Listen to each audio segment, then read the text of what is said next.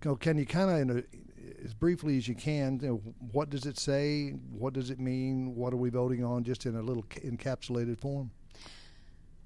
Well, the actual question on the ballot is going to read, Gwinnett County has executed a contract for the provision of transit services dated as of August the 2nd, 2018.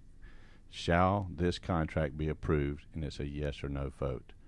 And that language is in there because of the House Bill, I believe it was 930. Mm-hmm. House Bill 930 is what created the language. So it's not the commissioners, not anything like that, as far as the language of the question.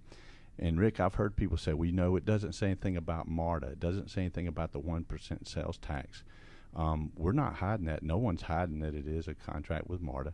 And no one's hiding the fact that it is a 1% sales tax. And I've had people that say that, or I've heard, let me put it this way, I've heard and seen on social media, it says, well, that right there is the reason I shouldn't vote for it. So my first question is, if we put 1% in there, or if 1% was mentioned in there, or MARTA was mentioned in there, does that then mean that they would vote yes? Because it seems to be that that's the reason they're voting against it. Just because it's not there. Yeah, just because it's not there. But that's... So let's be really clear. What we are voting on is for Gwinnett County to impose a 1% sales tax, and it will allow the county commission to utilize that money to contract with MARTA to outsource our transit services based upon our county's transit plan. So it is similar to an analogy that someone used the other day. Says, well, so it's kind of like when you contract to have your house built. You put your plans together, you design it, but then you still have to pay somebody to build it and to bring it to life. And that's basically what we're doing. And then MARTA will then be our operator. Gwinnett County already outsources the operations of our transit system now. We're just changing who we're contracting with and utilizing a bigger, better provider so that we can have the opportunity to connect into the regional system. Well, and it's just like garbage. We contract with outside sources for our garbage collection. I mean, that's the way business is done. You contract with outside sources that are supposedly that bid on it, that, depending upon the source. But one of the things that, right up front, I've been associated or familiar with MARTA since way back in the day when they first started digging in the holes and everything with Atlanta when I was a young officer back there. And I've watched a lot of MARTA stuff, and I'm not a big proponent of MARTA. And, so that kind of puts me to where I question a lot of things. But I know that from looking at this, that it's not an autonomous thing where MARTA says what will happen, MARTA gets this, MARTA is in control. And that, of course, and I will say the management from MARTA has improved a lot over the last few years. The structure, Rick, here's an interesting thing that I've learned as we're working through this is it's either 6 or 7. I need to get exactly whether it's 6 or 7. 6 or 7 of the last few years, the last 6 or 7 years, MARTA has balanced their budget.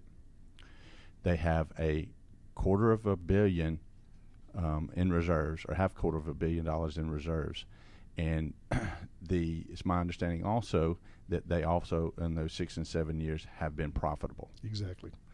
There's been a lot of change. I used to look at it as corruption. I don't at this point. But, I'm swung to the side that I look at this and see. Well, I'll let you explain it. The authority that Gwinnett has over what they get in MARTA and what MARTA does is a lot different than what those original ideas and contracts were. Charlotte has done a good job, and the other people surrounding her, in getting this to benefit Gwinnett County, not benefit South Atlanta. So can y'all explain that a little bit? Absolutely. This contract is so different than anything before, and it was because of some of the change in the MARTA Act through House Bill 930 that allowed for that. But Gwinnett County, 100% of the money that is collected from our sales tax and is invested back into transit goes specifically to Gwinnett County projects. So the money comes from the state. It doesn't go directly transferred into MARTA's bank account. It comes directly back to Gwinnett County's bank account, and not one penny of that can be issued without approval of Gwinnett County. We approve the projects. We're given the opportunity to value engineer the projects. We're given an opportunity to audit the books at any time. We have the opportunity to set the service standards. So if we want our bus stops to look 10 times better than any other one in the city, we can pay to play. We can do that. So this contract is solely for the benefit of Gwinnett County. And so, interestingly enough, will actually take, a lot of people have been asking, so the money that we're currently paying for our transit system now, where does that go? What does that do? Well, currently we're paying that out of property tax. And so that money will actually be able to be returned into the general fund to utilize for other purposes, because this new transit contract would allow for the new sales tax would allow for that full funding of the transit plan to come from that source of funding then. And that's a big issue, because a lot of people, that's the first time I've heard anything at all about what's currently being spent would go back into basically the coffers. Yeah. And the new funding is what will be working with all of it, and that's the first time I've heard anybody say that, which is an excellent point. Well, and one thing we have to remember is sales tax. We have such a tremendous track record in this county utilizing SPLOST dollars, both for our education and for our transportation. So we're basically creating another SPLOST account that allows us to spend it solely for transit. Transportation. And so also 1/3 of that money that we collect through sales tax comes from people outside our county. So Gwinnett County residents get 100% of the benefit at 70% of the cost. And that's a big deal. It's much more efficient and effective than property taxes. Well, I hear a lot of talk about a 30-year plan, and can you tell us what's included? It's about so much more than just a rail line. Yeah, I've seen a lot of things on social media where it says we're going to be doing this tax, and this money that's going to be collected is strictly for rail going from Dorville to Jimmy Carter, which that is one key of this plan. And the Connect Gwinnett Transit Plan was put together not only by the county, but input from the public.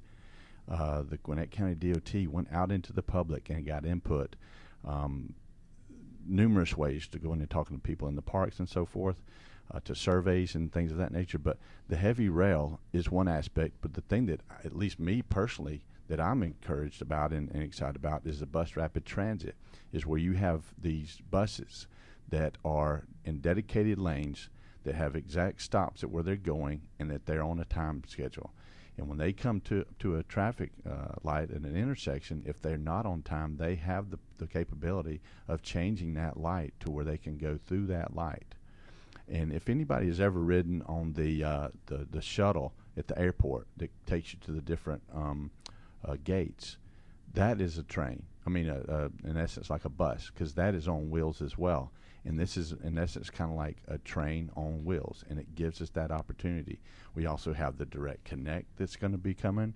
We have extension of the express buses. And one of the other two things that people are not, I was just talking to my mother this morning about this, is you've got what they're calling the microtransit. I don't know if that's the exact term of it, but in essence, where someone can reach out to the microtransit. They can be picked up at their home, similar to Uber. Can be picked up at their home and then dropped off at Walmart, at the drugstore, at the doctor's office, wherever they need to be dropped off, and then picked back up at that location and then brought back to their home. And that's a key aspect that people don't even know that's in our plan or in the plan. And the other thing too is it's being used in Snellville right now and has been very successful. Very successful. And then on the paratransit, you also have it where people can be picked up. A lot of folks aren't thinking about, hey, what about the folks that can't get around? There's that aspect, and there's just so many things that are in this plan that if they would they can go to the county's website and look up Connect Gwinnett Transit Plan, and they can see what all is in that plan. And it's not just rail. You know, Rick, I think when people talk about MARTA, most people just think rail, and they don't, because that's where a lot of people in our community go to connect to the rail, to go to the airport or go into some of the major events. But this is such a much broader perspective than that, and it's so comprehensive, and it really focuses on what is the best transit solution for the various density population areas. So, microtransit, for example, is used where it's not as dense and it takes a little longer to connect in, but the more dense areas, like over by the Infinite Energy Center, down at the Gwinnett Place Mall, down in Norcross, those are where you're seeing some of these bus rapid transit lines being placed. So, and the express buses, there's 13. Right now we only have 3 park and rides. And those are 3 places where you can go park your car and connect to some type of transportation, transit, and go somewhere else, right? We will now have 11 park and rides, I believe. Yep. 11 park and rides. So there'll be 11, 8 more places in the county where you can go stop, put your car somewhere, and be connected in. So it's so much more than just a rail line. Well, why do we have to wait to see 30 years for it to benefit? You don't. There is going to be some immediate return. Like, we can begin to expand the express bus system. We can begin to expand some of these direct connect programs. The microtransit has been very successful. It's very easy to do. The paratransit is easy to begin to scale. So it's not that we're going to have to wait 30 years. This is a 30-year execution plan. So there will be some things, but it's important to realize that something like heavy rail, and a lot of people are saying, well, I don't like it that we only have 5 miles of rail. Well, it's $250 million to build 1 mile of rail. So we're just getting it just over the county line, creating a multimodal hub that'll spoke out to all different types of transit options so that we have the ability to connect with rail, but we don't have to pay the price of having a line run all the way up to the north end of the county. And if the time comes when that happens, that's sure workable. Well, right. Here's the other thing too, Rick. I mean, when something passes like this, I've served the last 2 times on the Citizen SPLOST Committee, and I got to see how a lot of this stuff works when we pass a SPLOST for our transportation for the roads and the bridges and so forth. So when that passes, the money's not instantly there either. Exactly. So, I mean, it is a sales tax, so you do have to collect. It's cumulative. Exactly. So that, and then, there is the opportunity that federal funding will be matched and so forth. But it's just, that's the funny thing that I even heard on the splice. They're like, well, these things were passed. Why are they not doing them right away? Because we've got to collect the funds. It takes time to build just like your bank account. You're saving for something and getting there as you go. Yeah, and the other thing too, Rick, is the fact that, it's got to be engineered. You've got to get right-of-way. There's a lot of things. You just can't just go out. Yeah, it's a process. And because, there will be federal funds involved and there will be state funds, is my understanding, involved, there's things that you have to do that it just takes time. Well, I know a lot of people aren't aware that there were trips out to Salt Lake. There were trips. There have been a lot of places visited and looked at to compare, to decide what works, what doesn't work, what works for an area of our size, our type, our how it's put together. There was a lot of research went into this prior to this SPLOST ever coming up. Absolutely. There has. The county has, the leadership team that has been involved in this has gone and looked at some of the most sophisticated systems in the world. And they have looked at best practices and really analyzed what a population our size needs, what do we need to do to connect in, what do we need to put in place here versus regionally, and also what I love is that they've spent a good deal of time looking at what types of programs would put us as a good match for federal dollars, so that we can make our money go further. There are actually some federal grants out there that we can get 2 to 1 on our SPLOST dollars. So this allows us, we pride ourselves in Gwinnett County as being one of the few communities in the country that have a AAA rating. That speaks for itself in the positive management of our county. And I see no reason why this is going to be managed any different in utilizing and minimizing debt, utilizing leverage to go get other resources and funds, and really make this have the least amount of financial impact on our community. Go back to the visits, Rick. this through the strategic leadership visit that the chamber does every year, where you go to a different community and not only look at transportation, look at education, look at arts, look at redevelopment, look at all these aspects when we go on these trips. And I went on the one to Salt Lake, and I went on the one to Toronto. Those are the two that had the bus rapid transit. Right. And we rode on the bus rapid transit, and it was nice. We were very impressed. And the city we went to in Toronto is called Markham, and it's almost identical in the size as Gwinnett. Is almost the exact location northeast of downtown Toronto, where we're northeast of downtown Atlanta. And they are already using that bus rapid transit successfully. And here's the interesting thing is, they already, when they started implementing the bus rapid transit, before it even got finished, they had development going on where those stops were going to be before those stops were even being used by the bus rapid transit. Because they knew where they were going to be. Exactly. They knew what to expect. That is a huge attraction for business development. Oh, absolutely. And that, it's one of the things. Well, why aren't why aren't they in other places that have MARTA? Why haven't they developed there? Well, to a certain extent, they have. But there's a lot of issues revolving around it. It's not just the fact that they had transit. One of the biggest arguments that you hear is, well, it's just going to bring all the crime that's in Atlanta to Gwinnett. How do y'all answer that? Well, I've been extremely impressed as I have learned about this issue, that the extent of MARTA's security system. They have SWAT teams, emergency response squads. Full time. They have canine units. They have bomb squads. MARTA is actually ranked as the number 2 safest transit system in the country, only behind Texas.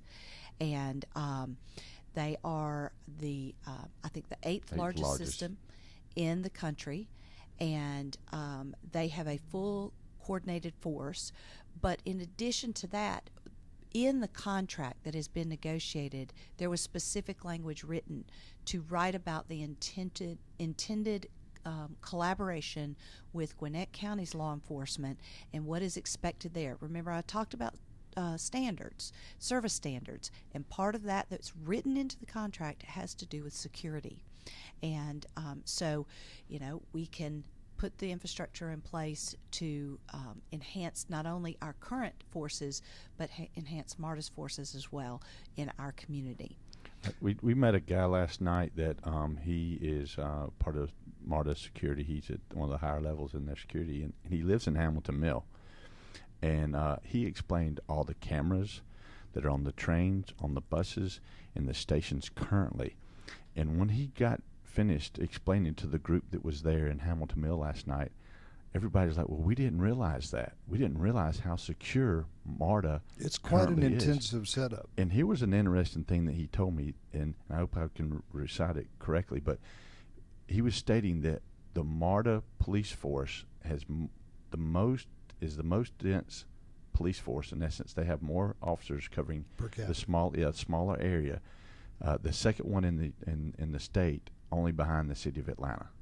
So I thought that was pretty interesting, that the fact that they have more officers than the space that they're covering compared to Gwinnett County and other, which Gwinnett is great, but the law enforcement, but that they are more dense with their officers. Well, a lot of people don't realize it is a post-certified police department. Yes. And a lot of people don't really realize that.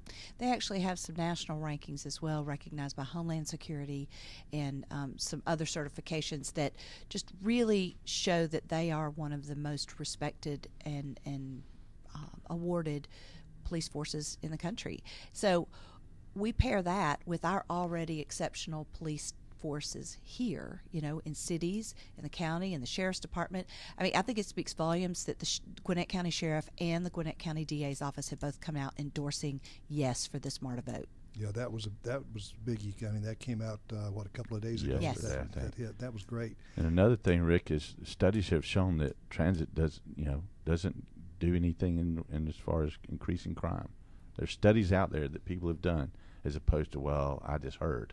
That's a perception issue, right. And that's something that MARTA's worked very hard over the last few years to try to correct that perception. I know there's a lot of people that say, well, not that many people use transit. We don't need it. Why do we need to pay for it? What you say? A lot of people say, well, I look at the Gwinnett County buses now, it doesn't look like anybody's riding them.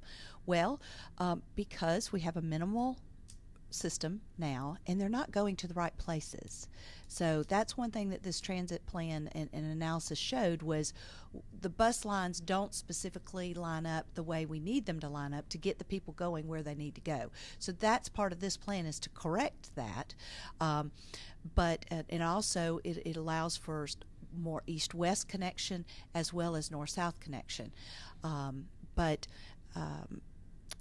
We need this for so many reasons. Workforce development. Many people don't realize that over 200,000 Gwinnetians leave Gwinnett every day to go to jobs elsewhere, and 190,000 plus come into the county. So if you take those two numbers together, we almost have 500,000 people coming in and out of our community every day. How great would it be if we could continue to grow the companies coming in and generating new workforce? But the millennials are demanding transit. They are absolutely. I have two 20-year-olds who have said, no way, I'm in town. My son lives within walking distance of a MARTA station and within walking distance of work. And he has bought 1 tank of gas in the last 2.5 months. Must be nice. Yes. So we can't comprehend that out here, but we could, with this vision, begin to develop that type of quality of life and community. But the new companies moving in are demanding transit. They are now requiring, that's, as you look at the checkbox of what corporations look for in a community where they're going to relocate a major corporate headquarters, transit is now a box they must check. Absolutely. And so we can't check that box, and the competition is big. So we're going to continue to lose industry. We've already lost 5 or 6 major employers in the last 2 years. One that was started right here in Gwinnett County and NCR. left, and they didn't go, East Rock. That's right. West Rock. West Rock, I'm sorry. That they left, and they didn't go in town. They went over, if I'm not mistaken, in the Smyrna area right near a transit station because they wanted that. And, to lose someone who started their business here and was a Fortune 500 company. And very much an advocate. And a great company to have in our community. When you look at those things, and NCR, like Paige mentioned, State Farm, look at the folks that have moved their headquarters here to the Atlanta area. They are located right near transit. And for me personally, will I use it? Yeah, I'll use it. Will I use it every day? No. But me and my son, anytime we go downtown, we go and get on the train instead of having to worry about parking downtown when we go to a sporting event. But to know that companies will look at this and check that off their box, that right there is a positive for our community to continue to draw jobs, because our education, our schools are drawing folks that want to come look at our community. Our parks, all the things that we have here are drawing those companies. But if we don't have that one aspect that we can check off, then they're going to go on to someone else. That is a negative, in addition to the positives, so it does work. Well, some people have a lot of concerns about negative impact on property taxes. We've already talked about safety. So can you give us a real brief thing on the property taxes, how that may help or hinder, or what's your opinion? Actually, research does show that property values go up when transit comes into play, and I'll just give you a couple of examples. Brookhaven, Chamblee, Dunwoody, the Buckhead area is all of those have access to transit, and you're not seeing those property values drop. We're also seeing that it helps to raise the property values on the commercial side as well, which we need as a community because that helps offset the need for property tax raising. So if we have to constantly look as a community at the balance between commercial and residential. Otherwise, if you don't have that commercial to balance the residential, it continues to drive our millage rates up. So there's very positive balance there that this creates, but the rents go up, which drives a higher quality of employer to the community. So, but also it's good for small business. I think a lot of times we think about it from a big business standpoint, but I can speak from a small business standpoint. I only have so much bandwidth and I can only travel to so many places throughout the day. How awesome would it be?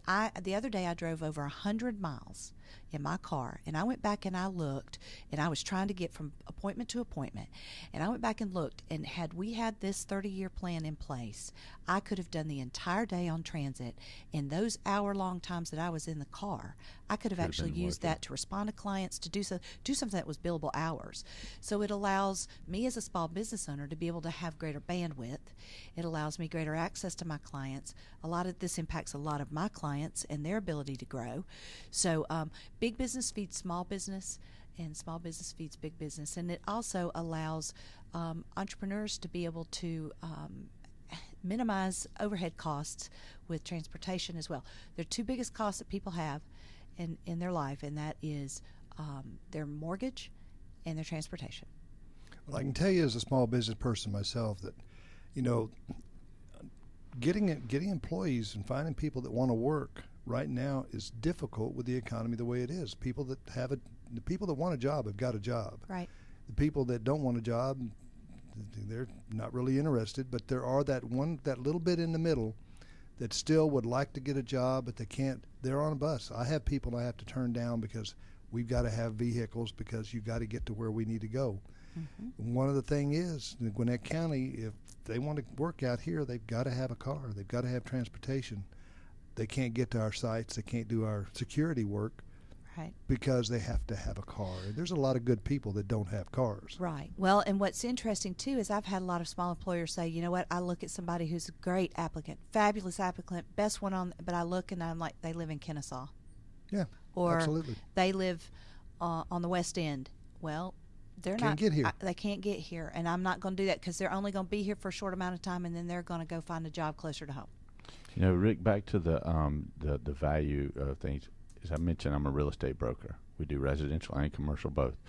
When I go to the commercial breakfast, luncheons, they're always talking about relocating or development that's around transit.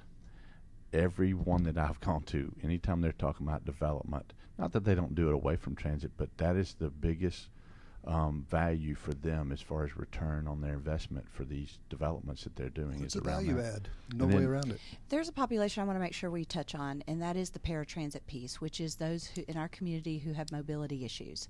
And so I want everybody to really understand this growth takes, right now we can only serve about 20% of our population. This new plan will allow us to extend that very quickly to serve 65% of our population. It's a big jump. It's a big jump. And so that's a whole nother level of workforce. A lot of those people just can't work and be productive, independent citizens in our community because they don't have the mobility. So this actually opens up another workforce opportunity for those in our community who are disabled. So also, I don't know about y'all, but I'm not looking forward to the day that I got to sit down and tell my mama she can't drive anymore. Yeah. And this new paratransit and the microtransit plan allows, as the aging of our community takes place, it allows mobility options that they wouldn't have otherwise. So this is so much more than just us and us just getting in our cars. This is about future generations and what is coming down the pike, and we have got to be visionary about this. It's about planning, too. We had a gentleman stand up in our Rotary meeting the other day, and it was really great, the things he talked about as far as if we're truly going to be leaders and we're going to look ahead and plan ahead, this may not be something that, maybe some of the older generation says, hey, we'll never use it. I don't know we'll ever get to use it because of time frame. But if we are true leaders and we want to plan, then we have to think about not just what's in it for us, but our kids, our grandkids. And if we really like, being in Gwinnett and me being a lifelong Gwinnettian, Gwinnett is me. That's me. I care about this community. I don't care what anybody says. This is my home. And I want this community to continue to thrive and do well. And this is a way to help do that. Well, I can't say that I disagree with all of this. We have had some fantastic information, but I know we've only just touched the tip of the iceberg. Just scratched it. And, there's a lot more information that people can gather. They just need to reach out. And I know that reaching out to GO Gwinnett, yes, it's an advocate, but you'll get information and facts, and you can make your decisions based on what. So how would people get a hold of you? You've got websites, you've got phone numbers. I know you're on Facebook at GO Gwinnett. Right. And so give us emails, websites, phone numbers. You can go to info@gogwinnett.org. You can go to our website, which is gogwinnett.org. Really, if you will use our contact form in there, someone will get back with you. I really encourage everyone to go to the Gwinnett County's website, though, and search the Connect Gwinnett Transit Plan. There is just more information than you could ever want on there, and that is really a great place to go. We're offering lots of educational sessions out in the community. We are, as well as the county. If you have an organization that wants to have some of us come out and educate you, we would be glad to do that. Reach out to us at info@gogwinnett.org.